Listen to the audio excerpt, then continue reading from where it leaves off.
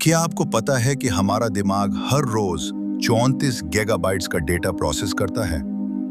फिर भी हम छोटी छोटी बातें भूल जाते हैं। साइंस कहती है कि भूलना असल में दिमाग का एक क्लीनिंग मैकेनिज्म है। इसे एक्टिव फॉरगेटिंग कहते हैं।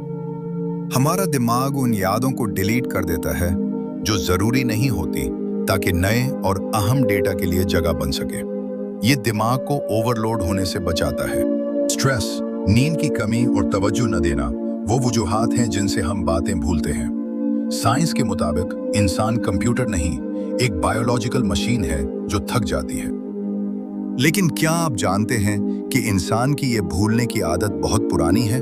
इतनी पुरानी कि ये हमारे सबसे पहले बाप हजरत आदम अलैहिस्सलाम से शुरू हुई।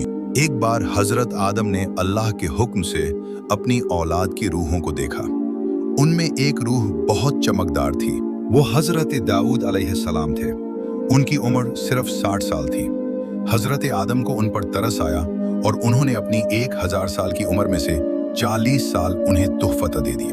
वक्त गुजरा, जब 960 साल बाद मलकुल मौत उनकी रूह कब्ज करने आए तो हजरत आदम ने फरमाया, अभी तो मेरे 40 साल बाकी हैं। फरिश्ते ने याद दिलाया कि वो 40 साल तो आपने हजरत दाऊद अलैहिस्सलाम को दे दिए थे।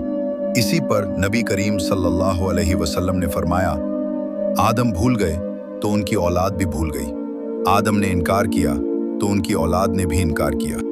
तो साबित ये हो कि भूलना कोई बीमारी नहीं, बल्कि इंसानी फितरत का हिस्सा है। साइंस इसे एफिशिएंसी कहती है और इस्लाम उसे खता और निस्यान, इंसानी कमजोरी। इसका हल सिर्फ 2 चीजों में है। बातों को लिख लिया करें और अल्लाह का जिक्र करते रहें, क्योंकि जिक्र ही दिमाग को सुकून और यादाश्त को जला देता है। उम्मीद है ये मालूमात आपके लिए फायदेमंद साबित हुई होंगी। हमारी फितरत में ये भूलना बहुत से राज छुपाए हुए हैं। लेकिन अब आप बताइए, आपको किसका अंदाज ज्यादा अच्छा लगा?